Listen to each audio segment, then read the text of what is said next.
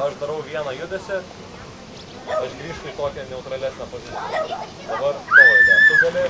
Tu gali va.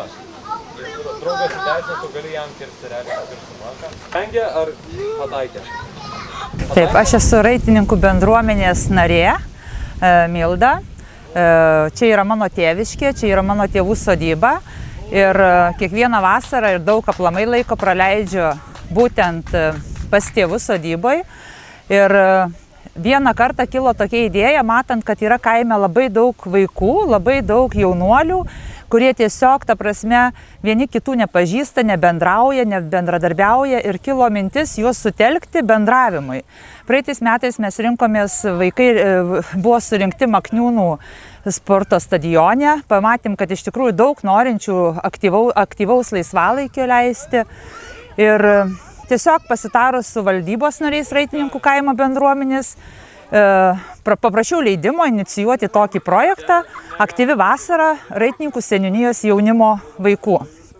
Mintis yra ta, kad sutelkti vaikus bendravimui, kad vaikai pamirštų telefonus, kad vaikai, ta prasme, daugiau bendrautų, susipažintų, galbūt ir draugystės užmėgstų, kad pažintų savo, ta prasme, kaimyną. Kita mintis buvo, kad kaime labai aiškiai matosi, kad labai anksti vaikai pradeda naudoti žalingus įpročius.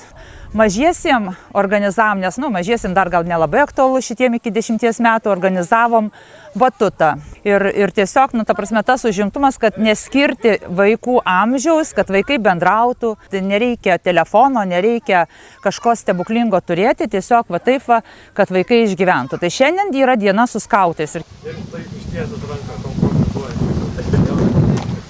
Aš esu brolis Radvilas iš Lietuvos jūrų skautų. Aš kartu su savo broliu atvykau iš Kauno čia pravesti šiandien edukaciją. Aš manau, kad visos tokios edukacijos, ypač kaimo vaikam, kurie neturi tokių plačių edukacinių veiklų kaip miesto, tokie susirinkimai, ypač kaip skautas, aš jaučiu, kad yra labai svarbus. Ir labai malonu matyti tą entuziazmą, matyti tą susidomėjimą vis tiek, kurį sukelia tokios veiklos. Mano vardas Justė, čia yra mano kaimas, bet pati esu iš Vilniaus.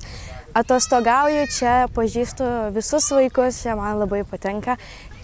Ir aš labai manau, kad ateityje mes dar daugiau turėsim tokių dalykų kaip stovykla ar vaikams susirinkimai, žaidimai, estafetės veiklos, nes ir mažiukam įdomu, ir aš esu vyresnio amžiaus, ir mums vyresniem labai įdomu.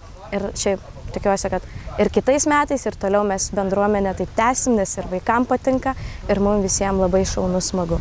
Atvykom iš Makniūnų, atsivežiau sūnų į šitą stovyklą.